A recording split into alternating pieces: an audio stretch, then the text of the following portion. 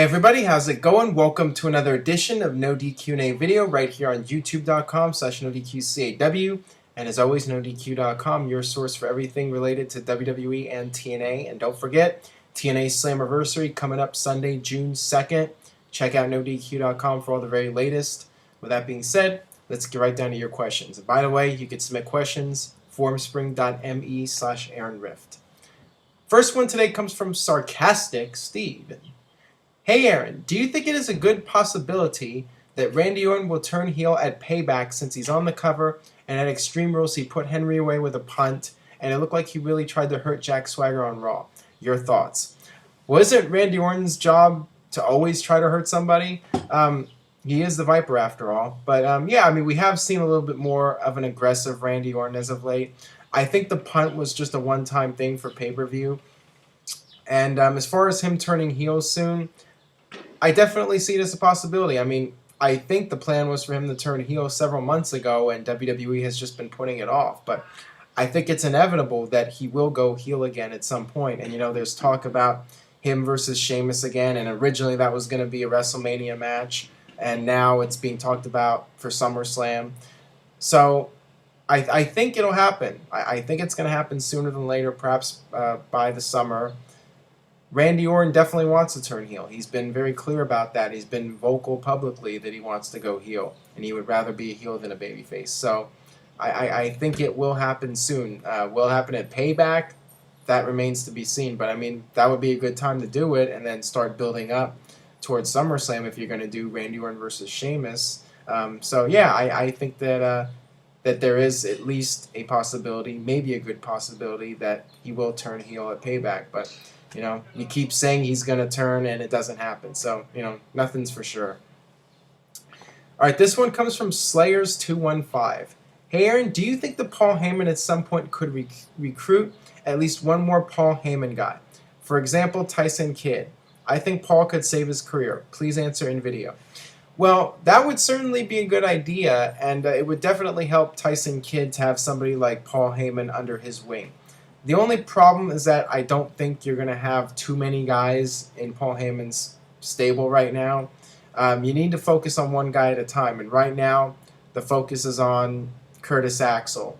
So if you brought somebody like Tyson Kidd in, you know, that would distract from pushing Curtis Axel and making him the focal point.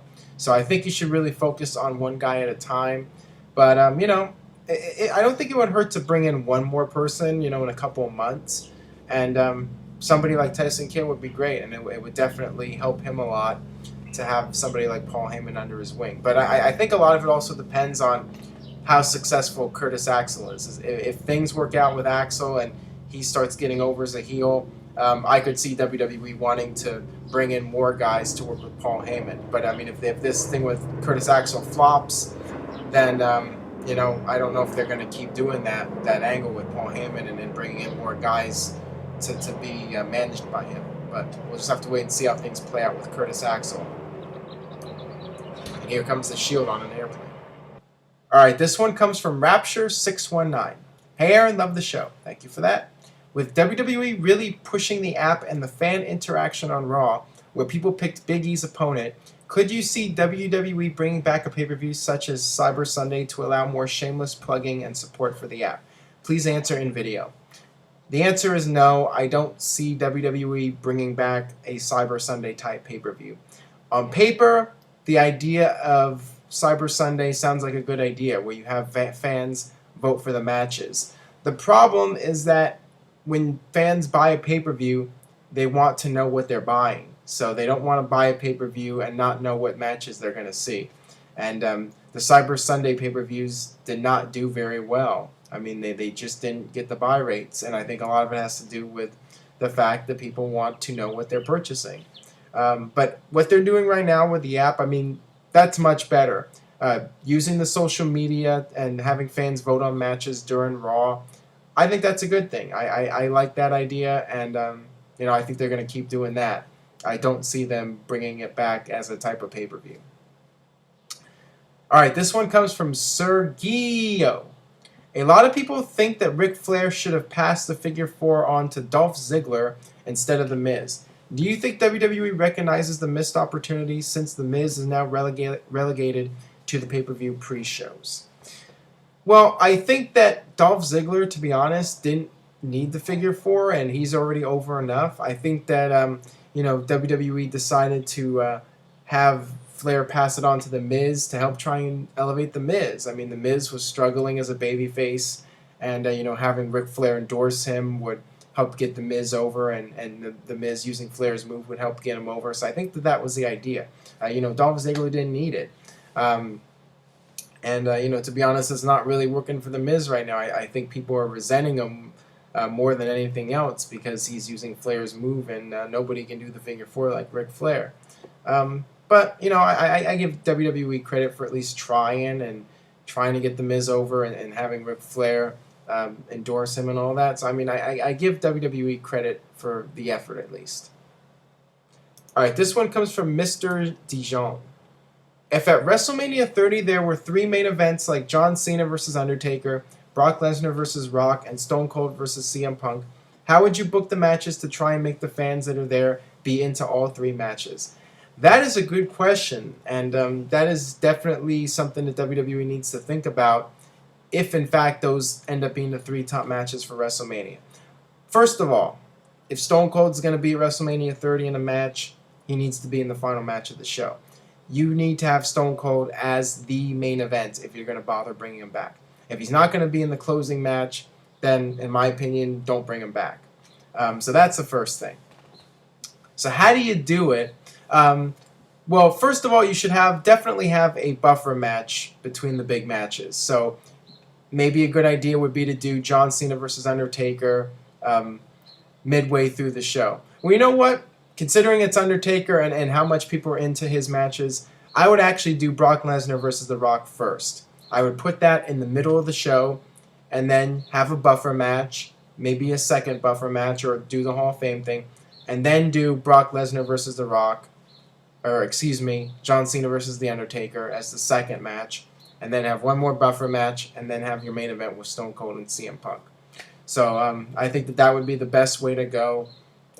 But we'll have to see what happens. I mean, certainly when you have 3 big matches like that, it's going to be difficult to get the fans into all of them. But you know what? At least they're going to be in an indoor stadium for WrestleMania 30. And that might help because people were complaining about the weather. People were complaining about the pillars, that they couldn't see. So at least for WrestleMania 30, you wouldn't have to worry about those issues. You just have to worry about how you position the matches to get the crowd into all 3. All right, this one comes from OE Breeze 10. Could you see Kofi Kingston as WWE/World Champion if he turns heel? I could see him very successful as a heel. Do you see him as having a chance at being WWE World Champion as a face? I'm tired of Kofi as a face and tired of him carrying titles like the IC and US title. When it comes to Kofi being a heel, I just don't know that would work. I think Kofi Kingston falls into the category of a Ricky Steamboat or AJ Styles. He's a guy that does a lot of flashy moves, and he's a small guy. I haven't really heard him on the mic as a heel, so maybe he could pull it off. But I think he has a lot of things going against him, just the size and the fact that he's over because he does all the cool moves and he's a high flyer and does all that spectacular stuff. So you take that away from him, it's going to be hard for him to get a reaction out of people. So I don't know if a heel would work. And as far as being a WWE or World Champion, period, I think it's a long shot at this point. I think his best chance has already passed him. 2009, when he did the Madison Square Garden thing with Randy Orton, doing the boom drop in the crowd, I thought that was when he had his most momentum, and he really he hasn't had any momentum since then. And I think WWE is set on him as a mid-card babyface act, and I don't think they're going to push him as anything beyond that, unfortunately for him. But you never know. Maybe one day they'll turn him heel, and I guess it wouldn't hurt to try. You don't know if something's going to work or not until you try it. So, maybe one day they'll try to turn him heel, and it might flop big time, but it might be a huge success. You just don't know until you try. All right, this one comes from Peter Scott Jones. Do you think it was the right idea to let Dolph Ziggler keep the world title? Yes, I do. Now, I know that there traditionally is the 30-day rule where if the guy can't defend the title after 30 days, he's stripped of it. But in this case, I think it would set a bad precedent if you had Dolph Ziggler be stripped of the title, because then that tells you that, if you have a concussion or whatever, you're going to lose your push, you're going to lose the title or whatever. So I don't think that that's a good idea to do that. I think it would set a bad standard. I think that they should give him some time to recover. Now, if he's going to be on the sidelines for 2 or 3 months, then you may want to consider stripping him of the title. But if it's just 1 month, I don't think that there's any reason to panic or take the title off of him. Just give him time to heal, and then just take it one day at a time. All right, last question for today. What is your opinion on the WWE pre-shows and post-shows? I think they're a good idea. I think it's something different, and it makes the pay-per-views come off like something more special. And, I just think it gives more credibility to the pay-per-views, and it makes it feel like it's more than just a glorified Raw or SmackDown. So I'm all for it, and, I think it's a good idea to air them for free, so, people will have a chance to see the storylines, all the hype for it, and decide at the last minute if they want to buy the pay-per-view or not. And then after the pay-per-view, just get some news out of it. I think it's a good thing. I think that they should keep doing it, and I'm all for it.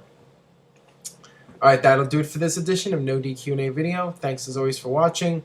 Very close now to 30,000 subscribers. The goal was 30,000 by June 1st, and almost there, less than 200 now. So just keep spreading the word, and I'm confident we will reach it by June 1st. And thank you guys so much for all the support. With that being said, I'll see you next time for more No DQ&A video. Thanks for watching.